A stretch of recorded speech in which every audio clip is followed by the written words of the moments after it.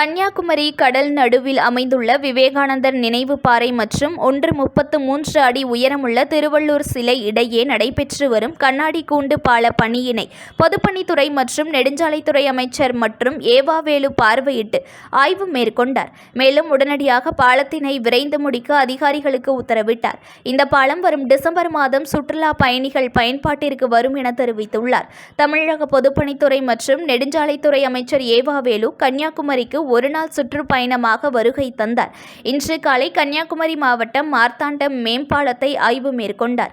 அதனைத் தொடர்ந்து கன்னியாகுமரி கடல் நடுவே அமைந்துள்ள விவேகானந்தர் நினைவு பாறை மற்றும் 133 அடி உயரமுள்ள திருவள்ளூர் சிலை இடையே 37 கோடி ரூபாய் மதிப்பீட்டில் நடைபெற்று வரும் கண்ணாடி கூண்டு பாலத்தினை பார்வையிட்டார். மேலும் இந்த பணியானது வரும் டிசம்பர் மாதம் நிறைவு பெறும் எனவும் சுற்றுலா பயணிகள் பயன்பாட்டிற்கு கொண்டுவர இருப்பதாகவும் தெரிவித்தார். முக்கடல் சங்கமிக்கும் கன்னியாகுமரி சர்வதேச சுற்றுலா தலமாக திகழ்ந்து வருகிறது. இந்தியாவின் தென்கோடி முனையான கன்னியாகுமரியில் அதிகாலை சூரிய உதயத்தையும் மாலையில் சூரிய அஸ்தமனத்தையும் காண உள்நாடு வெளிநாடு போன்றவைகளிலிருந்து ஏராளமான சுற்றுலா பயணிகள் வருகின்றனர். கடல் நடுவே அமைந்துள்ள விவேகானந்தர் நினைவு மண்டபம் மற்றும் திருவள்ளூர் சிலை ஆகியவற்றை படகில் சென்று சுற்றுலா பயணிகள் ஆர்வமுடன் பார்வையிடுவது வழக்கம். விவேகானந்தர் நினைவு மண்டபம் படகு தளத்தில் ஆழம் அதிகம் இருக்கும். திருவள்ளூர் சிலை படகு தளத்தில் ஆழம் குறைவு. மேலும் அப்பகுதியில் பாறைகள் அதிகம் உள்ளன. இதன் காரணமாக கடலில் நீரோட்டம் குறைவாக இருக்கும் காலங்களில் படகு போக்குவரத்து சேவை பாதிக்கப்படுகிறது. படகு சேவை அவ்வப்போது நிறுத்தப்படுவதால் சுற்றுலா பயணிகள் விவேகானந்தர் மண்டபம் மற்றும் திருவள்ளூர் சிலையை பார்வையிட முடியாத நிலை இருந்து வருகிறது. இந்நிலையில் திருவள்ளூர் சிலையையும் விவேகானந்தர் நினைவு பாறையும் இணைக்கும் வகையில் 37 கோடி ரூபாய் செலவில் கண்ணாடி கூண்டு பாலம் அமைக்க திட்டமிடப்பட்டது. இதன் கட்டுமான பணியானது கடந்த ஆண்டு ஜூன் மாதம் துவங்கியது. கன்னியாகுமரியில் திருவள்ளூர் சிலை விவேகானந்தர் மண்டபம் இடையே நெடுஞ்சாலைத்துறை மூலம் 37 கோடி ரூபாயில் கண்ணாடி பாலம் அமைக்கும் பணி நடைபெற்று வருகிறது.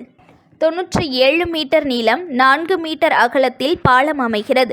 அதிகபட்ச கடல் அலைக்கு மேல் 7 மீட்டர் உயரத்தில் இந்த கண்ணாடி பாலம் அமையும். இந்த பாலத்தின் மீது சுற்றுலா பயணிகள் நடக்கும்போது கீழே கடல் அலையை ரசிக்க முடியும். இதற்காக கடலில் 27 அடி உயரத்தில் ராட்சத தூண்கள் அமைக்கப்பட்டு கண்ணாடி பாலம் பொருத்தப்படும். கடல் நடுவே அமைவதால் உப்பு காற்றால் பாதிக்கப்படுவதை தவிர்க்கும் வகையில் முற்றிலும் ஸ்டெயின்லெஸ் ஸ்டீல் கம்பிகள் மற்றும் 2.40 மீட்டர் அகலத்தில் கண்ணாடி பகுதியும் 2 பக்கங்களில் கல் மண்டபமும் அமைக்கப்படுகிறது. இந்நிலையில் இந்த கண்ணாடி கூண்டு பாலத்தினை விரைந்து முடிக்க சுற்றுலா பயணிகள் பொதுமக்கள் சமூக அலுவலக கோரிக்கையை வைத்து தொடர்ந்து இன்று பொதுப்பணித்துறை அதிகாரியுடன் நெடுஞ்சாலைத்துறை அமைச்சர் ஏவாவேலு நேரில் வந்து பார்வையிட்டு ஆய்வு மேற்கொண்டார். மேலும் இந்த பணி வரும் டிசம்பர் மாதம் நிறைவு பெறும் எனவும் உடனடியாக விரைந்து முடிக்க அதிகாரிகளுக்கு உத்தரவிட்டுள்ளார். உடன் அமைச்சர் மனோ தங்கராஜ், மாவட்ட ஆட்சியர் அழகு மீனா, மாநகராட்சி மேயர் மகேஷ் உள்ளிட்ட பலர் இருந்தனர். பணிகள் நட வேண்டும் என்று அந்த பணிகள் எல்லாம் தொடக்கி வைத்துவிட்டு போனேன். இந்த ஓராண்டு காலத்திலே பணிகள் எந்த அளவுக்கு முன்னேற்றம் ஏற்பட்டிருக்கிறது என்று ஆய்வு செய்வதற்காக 2 துறையினுடைய செயலாளரையும் உடன் அழைத்து வந்திருக்கிறேன். ஒன்று பொதுப்பணித்துறை செயலாளர், இன்னொன்று நெடுஞ்சாலைத்துறை செயலாளர்.